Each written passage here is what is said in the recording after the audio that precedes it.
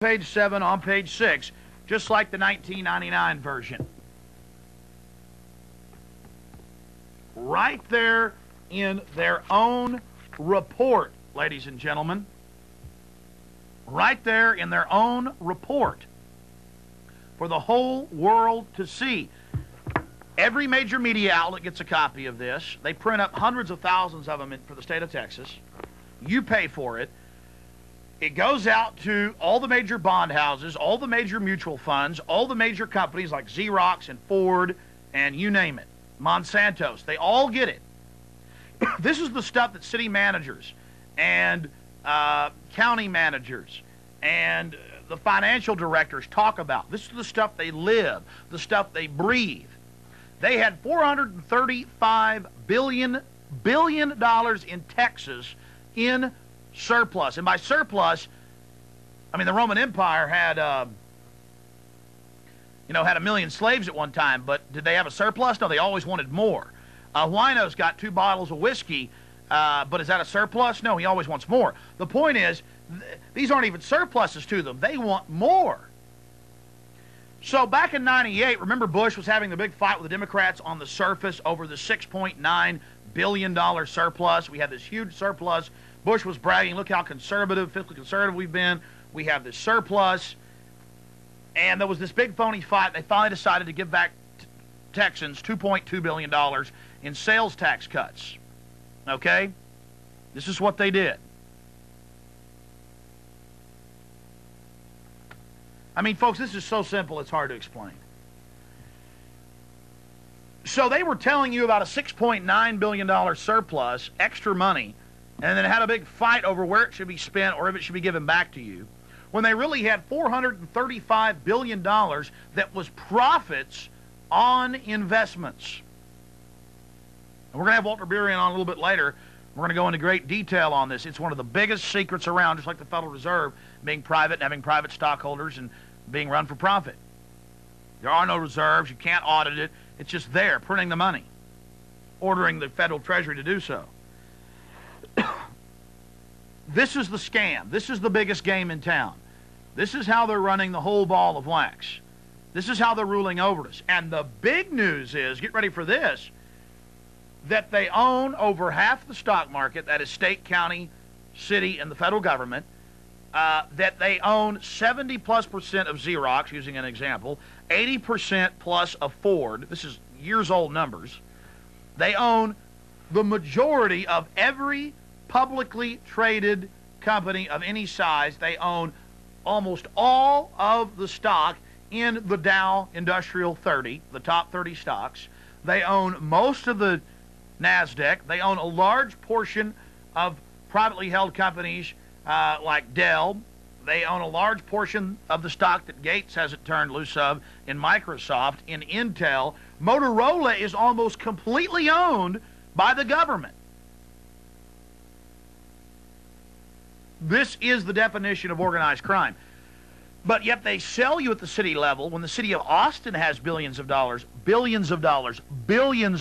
of surplus. Capital Metro does. They're pulling in billions every year. They tell you you got to have a tax increase or the schools are going to close. We got to have a tax increase or the potholes won't get filled. We got to have a tax increase or there won't be emergency radios in the fire trucks and EMS, in the ambulances. A patent, erroneous lie.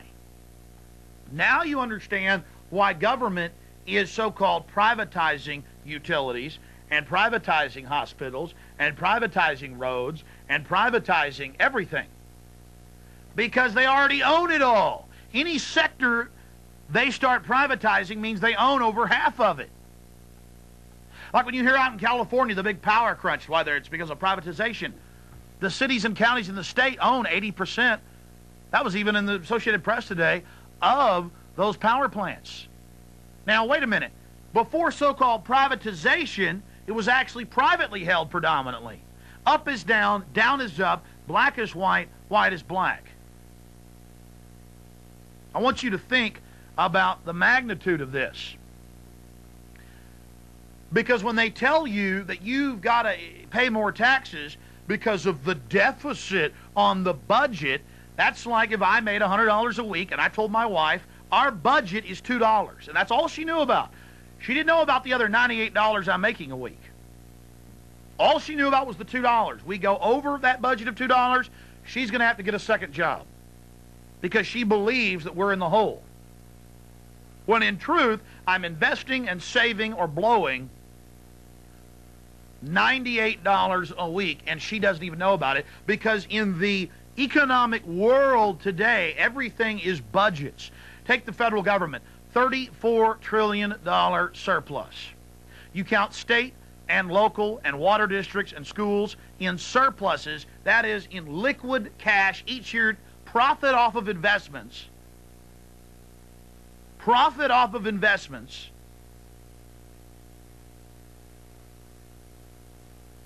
$60+ trillion, federal, state, local.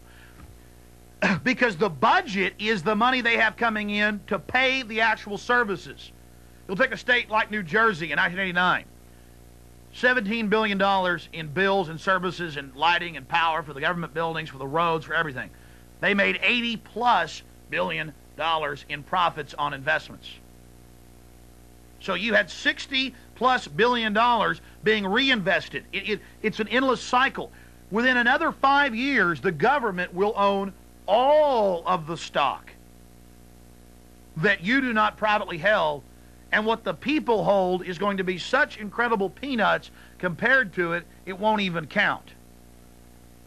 Now, how many of you knew that big companies, when they have stockholder meetings, have city managers and portfolio managers and folks from the National Association of Counties and Cities and governors there as the top people in that hall with that CEO up there? How many of you knew that people from Travis County, top officials, travel the country weekly to New York and Boston and Los Angeles and even here in Austin to go to these stockholder meetings and to see how their stock is doing? How many of you knew that? And here's the really big bombshell. How many of you knew that with the $60+ trillion surplus that is going on right now with state, federal, and local, that you could have all the government services that are here, expand them according to population, expand them taking inflation into account? You have to understand, ladies and gentlemen, that we would never have to pay taxes again, never pay taxes again, and that we would get a yearly or monthly, depending on how we wanted it, annuity check in the tens of thousands of dollars yearly. Now, you don't believe that? Alaska does it. Alaska has a system close to what we're talking about. And their people this year got $3,000. And that's just a small bit of what the oil and gas revenue is that the state takes in. And the people don't even pay taxes in Alaska. 1 million people live in Alaska, and they're not even paying taxes, and they're getting paid by the government. And that's not welfare, folks. That's not, you can't have a man in the house, and we're going to break up your family, and you got to put your kids on Ritalin and Prozac, and then we'll give you enough to barely live in a rundown rat hole that the government operates. We're talking about money coming directly to you. We're talking about never paying taxes again, phasing taxation out in 3 years. What is the alternative?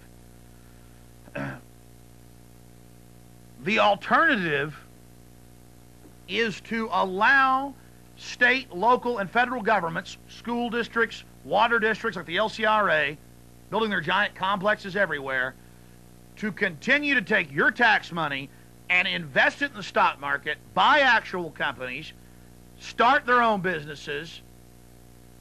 I mean, think about this, and they'll run everything. They already basically do. Think about the magnitude of that. They're telling you you got to dig deep and tighten your belt to pay off the deficit, the federal deficit, when the feds have $30+ trillion in absolute cream off global investments. Forget the bills, things that they're slated they have to pay off in the future. All that's on the budget. They put all the losses, all the expenses on budget, and then tell you about the budget and never talk